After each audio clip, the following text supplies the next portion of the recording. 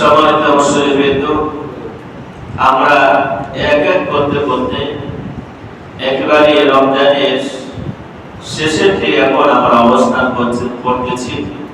রমজানের শেষ দশকে আমরা অবস্থান করতেছি, নাজাতের দশকে আমরা এখন অবস্থান করতেছি। আমাদের কাছ থেকে অল্প কিছুদিনের মধ্যেই রমজান আমাদের কাছ থেকে বিদায় নিয়ে চলে যাবে। এজন্য রাসূলুল্লাহ সাল্লাল্লাহু আলাইহি সাল্লাম তিনি এই সময়টাতে যখন রমজানের শেষ দশক আসলো, রাসূলুল্লাহ সাল্লাল্লাহু আলাইহি সাল্লাম তিনি ইবাদতে তিনি মগ্ন হয়ে যেতেন। সবচেয়ে বেশি ইবাদত তিনি এই শেষ দশকের মধ্যে তিনি করতেন। যেমন হাদিসের মধ্যে এসেছে كان رسول الله صلى الله عليه وسلم يستعيذ بالعشر الأواخر ما لا يستعيذ في غيره। রাসূলুল্লাহ সাল্লাল্লাহু আলাইহি সাল্লাম তিনি রমজানুল মুবারকের শেষ দশকে এত তিনি ইবাদতে পরিশ্রম করতেন, এত তিনি ইবাদতে মগ্ন হতেন যে অন্য কোন সময়ে অন্য কোন দিনগুলোতে তিনি এত বেশি পরিশ্রম করে তিনি ইবাদত করতেন না। তাহলে রাসূলুল্লাহ সাল্লাল্লাহু আলাইহি সাল্লাম তিনি সবচেয়ে বেশি পরিশ্রম করতেন এই রমজানের দশকে, শেষ দশকে। রাসূলুল্লাহ সাল্লাল্লাহু আলাইহি সাল্লাম তিনি সবচেয়ে ইবাদত করতে তিনি মগ্ন হতেন।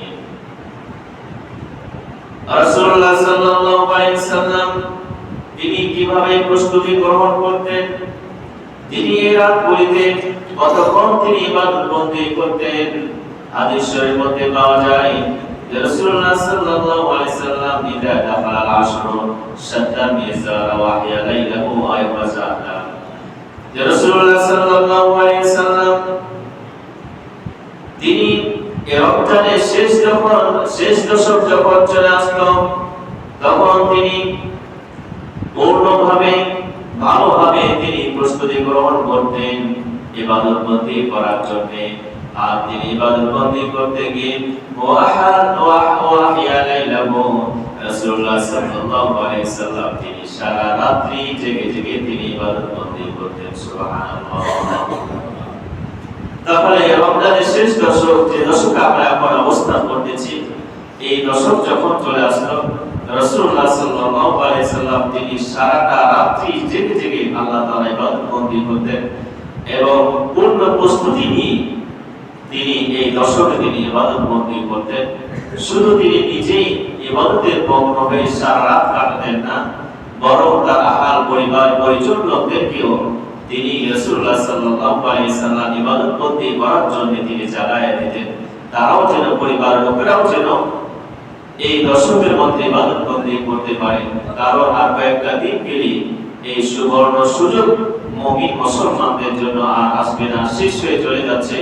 এজন্য রাসূলুল্লাহ সাল্লাল্লাহু আলাইহি সাল্লাম তিনি দশকে তিনি ইবাদত বন্দী করতেন, পাশাপাশি তার আহাল পরিবার পরিজন লোকদেরকে তিনি জাগায় দিতেন ইবাদত বন্দী করার জন্য। আমরা এই শেষ দশকে কি কি আমল করতে পারি, কি কি ইবাদত করতে পারি?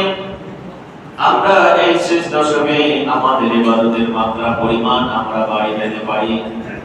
আমরা যারা পুরুষ আছি, 5 ওয়াক্ত নামাজ আমাদের সহিত আদায় করার চেষ্টা করি, সুন্নাত নফল করি, আমরা গুরুত্বের সাথে আমরা আদায় করি এবং তারাবিহের নামাজ আমরা পড়ার চেষ্টা করি। তারাবিহের নামাজ আমরা যত বেশি পারবো আমরা পড়বো। সাহাবায়ে কেরামদের যুগে, তাবেঈনদের যুগে তাদের মধ্যে এটা প্রতিযোগিতা ছিল যে কে কত রাকাত বেশি তারাবি নামাজ আদায় করতে পারে। এইজন্য তো তারা 20 রাকাত নয় 40 রাকাত পর্যন্ত তারা তারাবি নামাজ আদায় করত। কিন্তু এখন আমাদের স্লোগান হচ্ছে, আমাদের মাঝে কথা হচ্ছে যত কম করা যায় তারাবির নামাজ 8 রাকাত এবং তার চেয়ে যত বেশি কম করা যায়, এবং এই তারাবির নামাজ না পড়লে কিছু হয় না, কিছু হবে না। এটা আমাদের মাঝে রেওয়াজ আছে যে যত কম করা যায় তারাবির নামাজ। কিন্তু সাহাবায়ে কেরামদের যুগে তারা এবং তাবেঈনদের যুগে তারা কি করতো? বেশি বেশি করে তারাবির নামাজ আদায় করতো। সুতরাং আমাদেরকে এই দশকে বিশেষ করে আমরা ইরাদা করে যে এই তারাবির নামাজ 20 রাকাত আমরা পড়ে মসজিদ থেকে বের হব। কারণ রাসূলুল্লাহ সাল্লাল্লাহু আলাইহি সাল্লাম সবচেয়ে বেশি ইবাদত বন্দি করতেন এই দশকে, না জানে দশকে রাসূলুল্লাহ সাল্লাল্লাহু আলাইহি সাল্লাম বেশি ইবাদত বন্দি করতেন। সুতরাং আমরা চেষ্টা করব বেশি বেশি করে এই 20 রাকাত তারাবির নামাজটা আমরা আদায় করব। এরপরে আমরা নফল নামাজ আদায় করব, তাহাজ্জুদের নামাজ আমরা আদায় করব। এভাবে যদি আমরা এই 10টা দিন যদি কাটাতে পারি, তাহলে আমাদের আমল নামায় অনেক সওয়াব আল্লাহ তাআলা দিয়ে দিবেন। রাসূলুল্লাহ সাল্লাল্লাহু আলাইহি সাল্লাম তিনি রাত্রি জেগে জেগে কি ইবাদত বন্দি করতেন, হাদিস শরীফের মধ্যে আমরা জানতে পারি। হাদিস শরীফের মধ্যে এসেছে যে রাসূলুল্লাহ সাল্লাল্লাহু আলাইহি সাল্লাম রাত্রি জেগে জেগে তিনি কি ইবাদত বন্দি করতেন।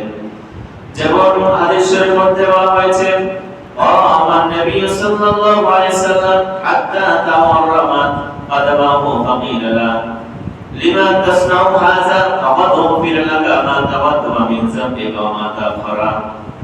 রাসূলুল্লাহ সাল্লাল্লাহু আলাইহি সাল্লাম তিনি রাত্রি জেগে জেগে ইবাদত করতে নামাজ এতটাই তিনি আদায় করতেন, এত পরিমাণ তিনি নামাজ আদায় করতেন যে রাসূলুল্লাহ সাল্লাল্লাহু আলাইহি সাল্লামের পা মোবারক পড়ে যেত।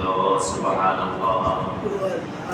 রাসূলুল্লাহ সাল্লাল্লাহু আলাইহি সাল্লাম রাত্রি জেগে জেগে তিনি নামাজে কাটায় দিতেন। এত তিনি নামাজ পড়তেন যে রাসূলুল্লাহ সাল্লাল্লাহু আলাইহি সাল্লামের পা মোবারক পড়ে যেত। নবীজিকে জিজ্ঞাসা করা হলো, ও আল্লাহর রাসূল, লিমা তাসনাউ হাযা ফাকাদ উগফির লাকা মা তাওয়াদ্দা মিন যামবিক। আপনার তো আগের এবং পরেকার সমস্ত গুনাহ আল্লাহ তাআলা তিনি maaf করে দিয়েছেন।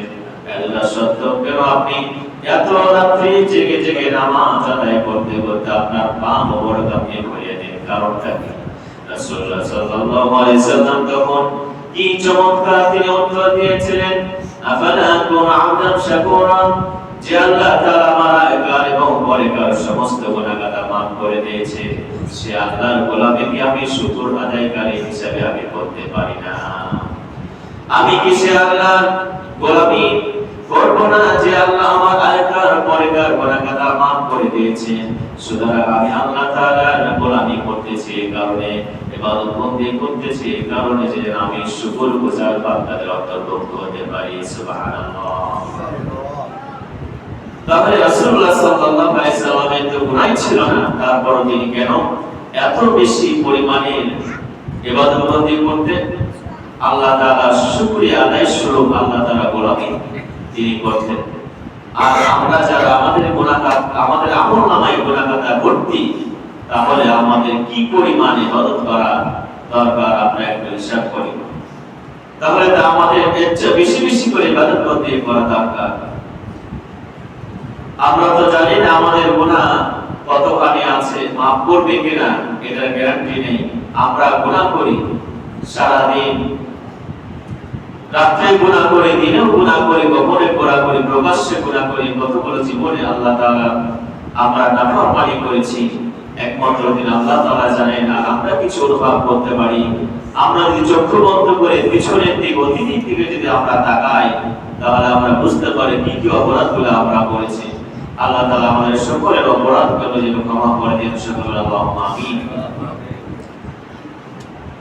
রাতে যে নামাজ রয়েছে, নবীজি তো রাতে তিনি নামাজ আদায় করতেন।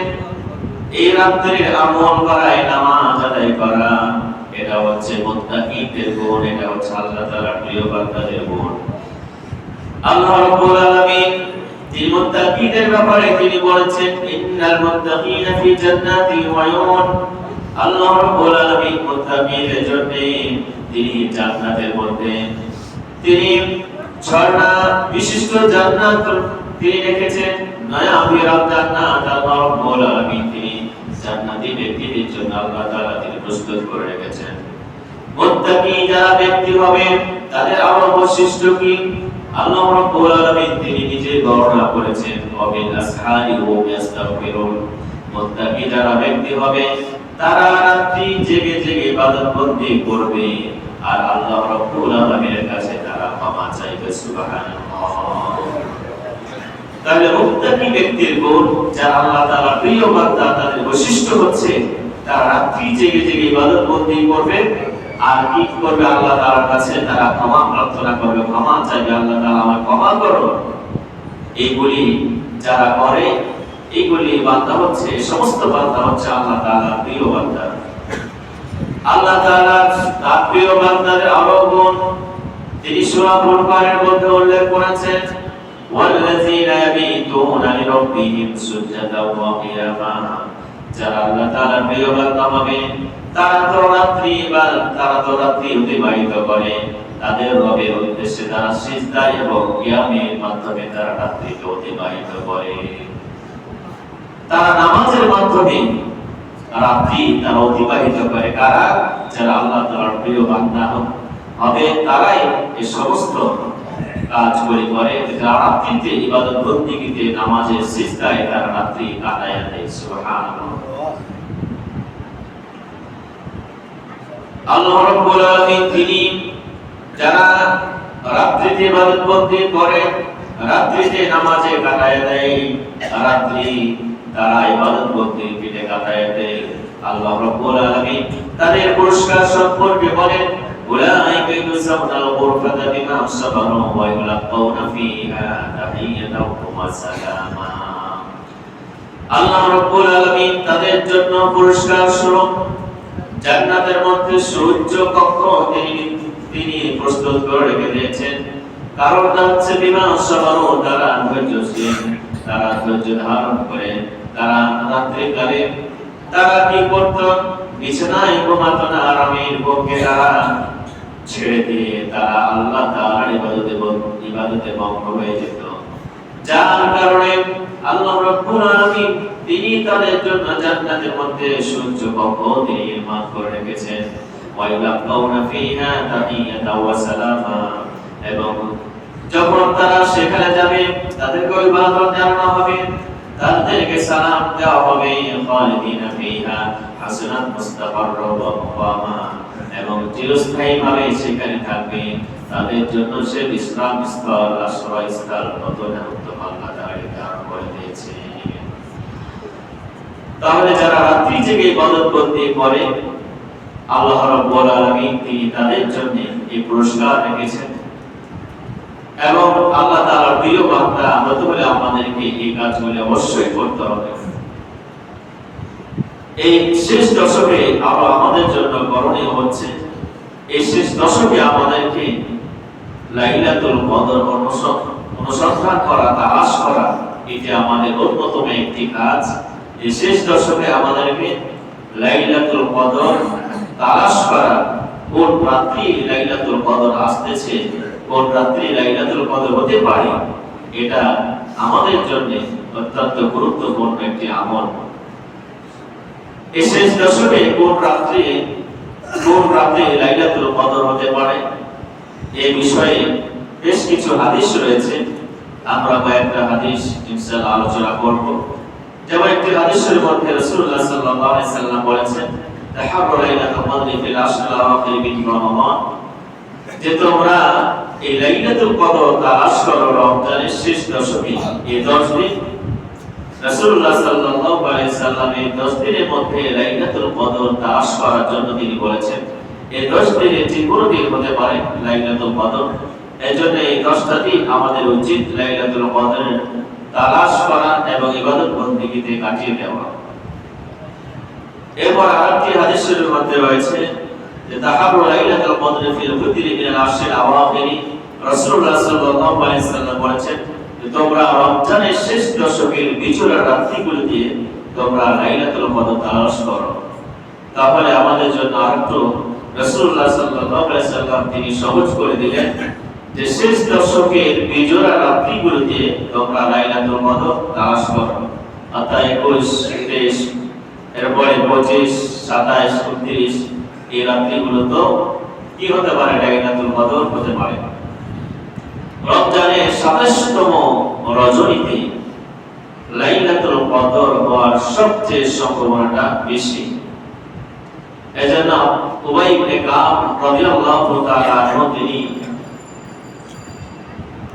বর্ণনা করতে গিয়ে তিনি বলেন, ওয়াল্লাহি ইন্নী লা'আলামু আইয়ু লাইলাতিন হিয়া লাইলাতুল লাতী আমারা রাসূলুল্লাহ সাল্লাল্লাহু আলাইহি ওয়াসাল্লাম বিকিয়ামিহা ইয়া লাইলাতুস 27।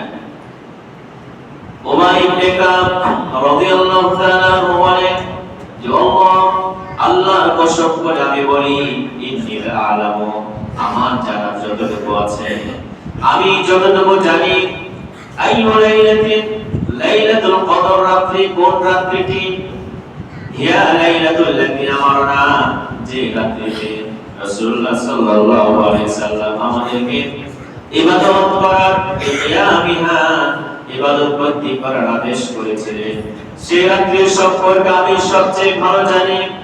সেই রাত্রিটি হচ্ছে 27 রমজানের 27তম রাত্রি। সেই রাত্রিটি হচ্ছে শবে কদরের রাত্রি। সুবহানাল্লাহ। তাহলে উমাইর ইবনে কাব রাদিয়াল্লাহু তাআলা আনহুর বর্ণনা অনুযায়ী, তার কথা অনুযায়ী রাসূলুল্লাহ সাল্লাল্লাহু আলাইহি সাল্লাম যেটা তাদেরকে বলেছিলেন, আর উমাইর ইবনে কাব রাদিয়াল্লাহু তাআলা আনহু তিনি দৃঢ়তার সাথে বলেছিলেন যে লাইলাতুল কদর হচ্ছে রমজানের 27তম রাত্রিতে হচ্ছে লাইলাতুল কদর। এরপর আব্দুল্লাহ ইবনে ওমর রাদিয়াল্লাহু তাআলা আনহুতে আরেকটি হাদিস বর্ণিত আছে, সেখানে রাসূলুল্লাহ সাল্লাল্লাহু আলাইহি সাল্লাম বলেছিলেন, মান কানা মুতাহাররিহা ফালইয়াতাহাররিহা লাইলাতাস 27। যে ব্যক্তি কদর রাত অর্জন করতে ইচ্ছুক সে যেন রমজানের 27তম রজনীতে সে যেন লাইলাতুল কদর তালাশ করে। তাহলে এই হাদিস থেকে এবং উবাই ইবনে কাব রাদিয়াল্লাহু তাআলা হাদিস থেকে আমরা জানতে পারি যে সবচেয়ে বেশি সম্ভাবনা এই লাইলাতুল কদর হতে পারে 27 রজনীতে, রমজানের 27 রজনীতে লাইলাতুল কদরের সম্ভাবনা বেশি হতে পারে। এছাড়া আগের হাদিস থেকে যে আমরা শুনলাম শেষ দশক হতে পারে, বিজয় রাত্রি, যে কোনো রাত্রি তো হতে পারে। আমরা চেষ্টা করব এই দশকে, আজকে 27 রমজান যে কয়টা দিন বাকি আছে সামনে, ইনশাআল্লাহ আমরা চেষ্টা করব প্রত্যেকটা রাত্রি ইবাদত বন্দেগীতে আমরা কাটানোর চেষ্টা করব। আল্লাহ তাআলা যেন আমাকে আমাদের সকলকে সে তৌফিক দান করেন। আল্লাহুম্মা আমিন। লাইলাতুল কদর সেই রাত্রিতে ইবাদত বন্দেগী করলে আমাদের কি লাভ হবে, কি ফজিলত রয়েছে। লাইলাতুল কদর এই রাত্রি সম্পর্কে আল্লাহ রাব্বুল আলামিন বলেছেন, ইন্না আনজালনাহু ফি লাইলাতিল কদরি, আমি কদরের রাত্রিতে আমি কোরআন কারীম নাযিল করেছি।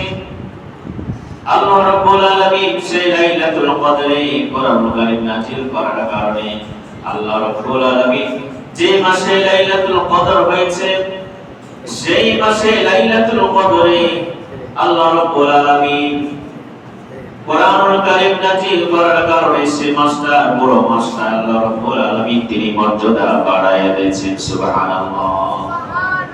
তাহলে এই রমজানুল মুবারকের মাসের এত গুরুত্ব ফজিলত কেন? কারণ এই মাসের মধ্যে একটা রাত রয়েছে শবে কদর রাত, আর সেই রাতে কোরআনুল কারীম নাযিল করার কারণে আল্লাহ রাব্বুল আলামিন এই মাসের পুরোটা মাসটাকে আল্লাহ রাব্বুল আলামিন ফজিলতে পরিপূর্ণ করে দিয়েছেন। সুবহানাল্লাহ। এই কোরআনুল কারীম এতটাই মর্যাদা, এতটাই সম্মানিত যে জিবরাইল আলাইহিস সালাম তিনি সমস্ত ফেরেশতাদের মধ্যে তিনি সবচেয়ে সম্মানিত ফেরেশতা। কারণটা কি? সম্মানিত ফেরেশতা হওয়ার কারণটা কি? কারণটা হলো সেই ফেরেশতা আল্লাহ রাব্বুল আলামিনের কাছ থেকে মুহাম্মদ রাসূলুল্লাহ সাল্লাল্লাহু আলাইহি সাল্লামের কাছে এই কোরআনুল কারীম তিনি বহন করে নিয়ে আসতেন, যার কারণে সমস্ত ফেরেশতাগুলোর মধ্যে জিবরাইল আমিন আলাইহিস সালামের মর্যাদা আল্লাহ তাআলা তিনি বাড়ায় দিয়েছেন। এই কোরআনুল কারীম নাযিল হয়েছে কার উপরে?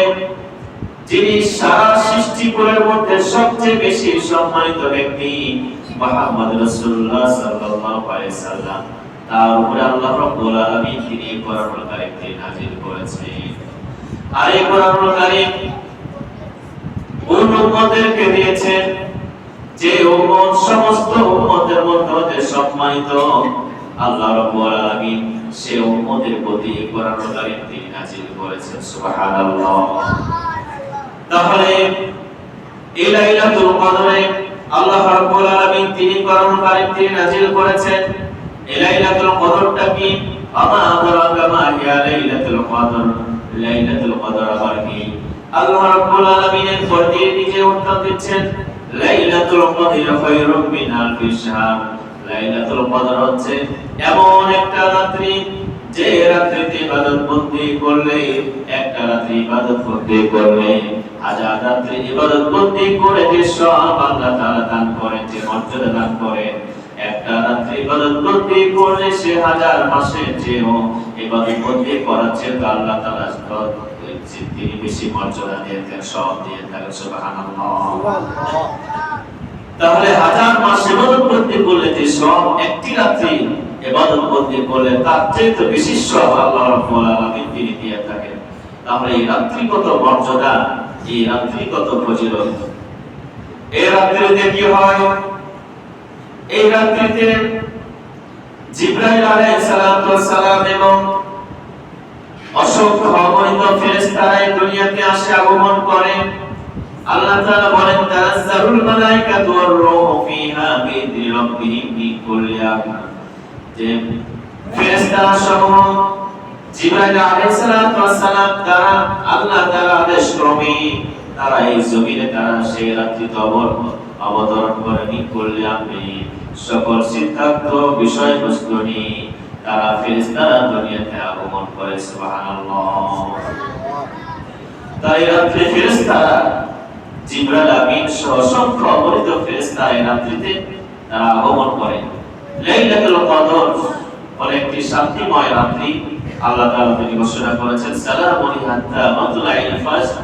ফজর পর্যন্ত, সূর্যাস্ত থেকে নিয়ে সুবিসাদিক পর্যন্ত, ফজর পর্যন্ত আল্লাহ তাআলা এই রাত্রিটাকে শান্তিময় করেছেন। সালামুন হাত্তা মাতলাইল ফাজর। লাইলাতুল কদর এটি একটি বরকতময় রাত্রি। আল্লাহ তাআলা এই রাত্রিকে বরকতময় করেছেন। যেমন তিনি সূরা দোহারের মধ্যে বলেন, ইন্না আনজালনাহু ফি লাইলাতিন মুবারাকাহ ইন্না কুন্না মুনজিরিন। আমি কোরআন নাযিল যে রাত্রিতে করেছি সেই রাত্রিটাকে আমি মুবারাকাহ বরকতময় করে দিয়েছি। সুতরাং সবে কদর রাত্রি হচ্ছে একটি বরকতে ভরা এই রাত্রিটি। এই রাত্রিতে কেউ যদি ইবাদত বন্দেগী যদি করে তার কি হবে আমরা হাদিস শরীফে জানতে পারি। রাসূলুল্লাহ সাল্লাল্লাহু আলাইহি সাল্লাম তিনি বলেন, কোন আল্লাহ তাআলার বান্দা যদি এই রাত্রিতে ইবাদত বন্দেগী করে কাটিয়ে দিতে পারে, তাহলে মান কামা লাইলাতুল কদরি ঈমানান ওয়া ইহতিসাবান গুফিরা লাহু মা তাকাদ্দামা মিন যামবিহি। আল্লাহ তাআলা তার অতীতের সমস্ত গুনাহ খাতা তিনি maaf করে দিবেন। সুবহানাল্লাহ। তাহলে কত মর্যাদাপূর্ণ, ফজিলতপূর্ণ, বরকতপূর্ণ এই লাইলাতুল কদর রাত্রিটি। আর সেই রাত্রিটি রয়েছে রমজানের শেষ দশকে।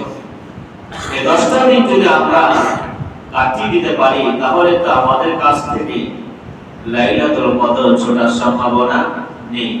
আর আমরা যদি বেশি বেশি যদি আমরা ইবাদত বন্দেগী করা শুরু করি, হতে পারে আমাদের কাছ থেকে ছুটে যাওয়ার সম্ভাবনাও থাকতে পারে। সুতরাং আমরা আর কয়েকটা দিন আছে, এই কয়েকটা দিন আমরা বেশি বেশি করে ইবাদত বন্দেগী করে আমরা কাটাবো। আল্লাহ তাআলা হয়তো আমাদেরকে লাইলাতুল কদর দান করবেন, আমরা লাইলাতুল কদর পেয়ে যাব। লাইলাতুল কদরে কি দোয়া করতে হয়? সেই রাত্রিতে কোন দোয়াটা বেশি বেশি করে করতে হয়?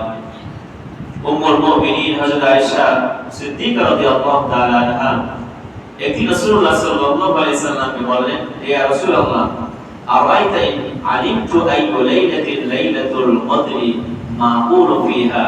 যে ও আল্লাহর রাসূল, আমি যদি জানতে পারি ইন আলিমতু, আমি যদি জানতে পারি আইয়ু লাইলাতিন, যে লাইলাতুল কদর রাত্রি কোন রাত্রি, তাহলে মাকুল ফিহা, আমি সে রাত্রিতে কি দোয়া করতে পারি, কি প্রার্থনা আল্লাহ তাআলার কাছে আমি করতে পারি। রাসূলুল্লাহ সাল্লাল্লাহু আলাইহি সাল্লাম তিনি জবাব বললেন, ও আয়েশা তুমি শোনো, তুমি যদি সে রাত্রি বুঝতে পারো যে আজকে হচ্ছে লাইলাতুল কদরের রাত্রি, তাহলে তুমি সেই রাত্রিতে এই দোয়াটা পড়বে, আল্লাহুম্মা ইন্নাকা আফুউন কারীমুন তুহিব্বুল আফওয়া ফাআফু আন্নী। এর অর্থ হচ্ছে আল্লাহুম্মা ইন্নাকা আফুউন, হে আল্লাহ আপনি ক্ষমাশীল, কারীম আপনি হচ্ছেন সম্মানিত, তুহিব্বুল আফওয়া আপনি ক্ষমা করতে ভালোবাসেন, ফাআফু আন্নী সুতরাং আমাকে আপনি ক্ষমা করে দিন।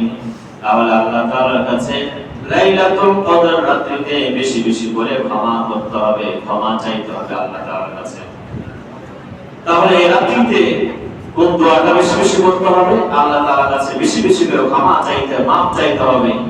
আল্লাহ তাআলার কাছে জাহান্নাম থেকে মুক্তি চাইতে হবে, জান্নাত কামনা করতে হবে। এই রাত্রিগুলোতে এই সমস্ত দোয়া বেশি বেশি করতে হবে। কদরের রাত আমরা কিভাবে বুঝতে পারবো, এর আলামতটা কি হবে, সেগুলো রাসূলুল্লাহ সাল্লাল্লাহু আলাইহি সাল্লাম তিনি বলে দিয়েছেন যে কদরের রাত্রি হবে, সে রাত্রি কিছু আলামত তিনি উল্লেখ করেছেন। সেই আলামত উল্লেখ করতে গিয়ে বলা হয়েছে যে রাত্রিটি একেবারে গভীর অন্ধকারাচ্ছন্ন হবে না, একেবারে অন্ধকারে ছেয়ে যাবে না, এমনটা হবে না, আলো থাকবে সে রাত্রিতে। এরপরে সে রাত্রিতে খুব একেবারে ঠান্ডাও হবে না, আবার খুব গরম হবে না, নাতিশীতোষ্ণ এরকম অবস্থা বিরাজমান থাকবে। এরপরে সে রাত্রিতে মৃদু বাতাস বইবে, প্রবাহিত হবে মৃদু বাতাস, সে রাত্রিতে বইবে, এবং সে রাত্রিতে ইবাদত করে মানুষ অপেক্ষা অন্যান্য যে ইবাদত করে সেটার অপেক্ষায় বেশি তৃপ্তি পাবে সে রাত্রিতে ইবাদত করে, এবং ওই রাত্রিতে বৃষ্টি হওয়ারও সম্ভাবনা থাকে। সকালে সূর্যের আলো বেশি তাপ থাকবে না, একেবারে পূর্ণিমার চাঁদের নাই, আর রাত্রের নাই যে এরকম অবস্থা বিরাজমান থাকে, ঠিক তেমনি ভাবে সকালটা তেমনটাই হবে। তাহলে আমরা এই আলামতগুলো আমরা নিবে না, যে রাত্রি বেশি অন্ধকারাচ্ছন্ন হবে না, এবার বেশি গরমও থাকবে না, বেশি ঠান্ডাও থাকবে না, মৃদু বাতাস প্রবাহিত হবে, সে রাত্রিতে মানুষ ইবাদত বন্দি করে তৃপ্তি লাভ করবে। এই সমস্ত আলামত হাদিস শরীফের মধ্যে বর্ণিত হয়েছে। সুতরাং আমরা এই যখন আলামতগুলো আমরা যদি পেয়ে যাই, তাহলে আমরা ভাবতে পারি, আমরা মনে করে নিতে পারি যে এই রাত্রি হচ্ছে শবে কদরের রাত্রি। রমজানের শেষ দশকে আমাদের আরো করণীয় কি রয়েছে? আমাদের আরো অনেক করণীয় রয়েছে। তার মধ্যে আমাদের আরো নতুন একটি করণীয় হচ্ছে, গুরুত্বপূর্ণ যে করণীয়টি হচ্ছে, সেটি হচ্ছে সাদকাতুল ফিতর আদায় করা। রাসূলুল্লাহ সাল্লাল্লাহু আলাইহি সাল্লামের জামানাতে সাহাবায়ে কেরাম তারা কি করতেন? ঈদগাহে নামাজ পড়তে যাওয়ার আগে তারা সাদকাতুল ফিতর তারা আদায় করে দিত। যেমন রাসূলুল্লাহ সাল্লাল্লাহু আলাইহি সাল্লাম তিনি বলেছেন, ওয়া আমারা বিহা আন তুআদ্দা ক্বাবলা খুরুজিন নাসি ইলা সালাহ। রাসূলুল্লাহ সাল্লাল্লাহু আলাইহি সাল্লাম তিনি আদেশ করেছেন যেন মানুষেরা ঈদগাহে নামাজ পড়তে বের হওয়ার আগে তারা যেন এই সাদকাতুল ফিতর আদায় করে দেয়। সুতরাং আমাদেরকে এই সাদকাতুল ফিতর আদায় করতে হবে। ঈদের নামাজ পড়তে যাওয়ার আগে আমরা যেন সাদকাতুল ফিতর আদায় করে দিই, এটাই রাসূলুল্লাহ সাল্লাল্লাহু আলাইহি সাল্লামের নির্দেশনা, এটাই হচ্ছে সবচেয়ে উত্তম। সাহাবায়ে কেরাম তারা কোন সাহাবায়ে কেরাম তারা কয়েকদিন আগে, তারা ঈদের কয়েকদিন আগে থেকে তারা কি করত? তাদের সাদকাতুল ফিতর আদায় করে গরীব দুঃখীর মাঝে তারা বন্টন করে দিত। এই সাদকাতুল ফিতর কেন রাসূলুল্লাহ সাল্লাল্লাহু আলাইহি সাল্লাম তিনি কারণ বললেন, কেন এই সাদকাতুল ফিতর আমাদেরকে দিতে হয়? রাসূলুল্লাহ সাল্লাল্লাহু আলাইহি সাল্লাম তিনি এর উত্তর নিজেই দিচ্ছেন যাকাতুল ফিতরি তুরবা সিয়ামি মিনাল লাগবি ওয়ার রাফাসি ওয়া তু'মাতান লিল মাসাকিন, যে সাদকাতুল ফিতর আদায় এজন্য করা হয় যে রোজার পবিত্রতা, রোজাকে পবিত্র করার জন্য। কেননা আমরা রমজান মাসে রোজা রেখে আমরা অনেক সময় আমাদের ত্রুটি বিচ্যুতি হয়েছে, আমরা অনর্থক কথাবার্তা বলেছি, আমরা অশ্লীল কথাবার্তা বলেছি, আমরা বেহুদা বিভাস কথাবার্তা আমরা বলেছি। সেই ত্রুটি বিচ্যুতি যেন আল্লাহ তাআলা মাফ করে দেয়, আল্লাহ তাআলা যেন ক্ষমা করে দেয়। সেই ত্রুটি বিচ্যুত হতে যে রোজাকে পবিত্র করা যায়, এই জন্য রাসূলুল্লাহ সাল্লাল্লাহু আলাইহি ওয়াসাল্লাম তিনি রমজানুল মুবারক মাসে সাদকাতুল ফিতর তিনি ধারণ করে দিয়েছেন।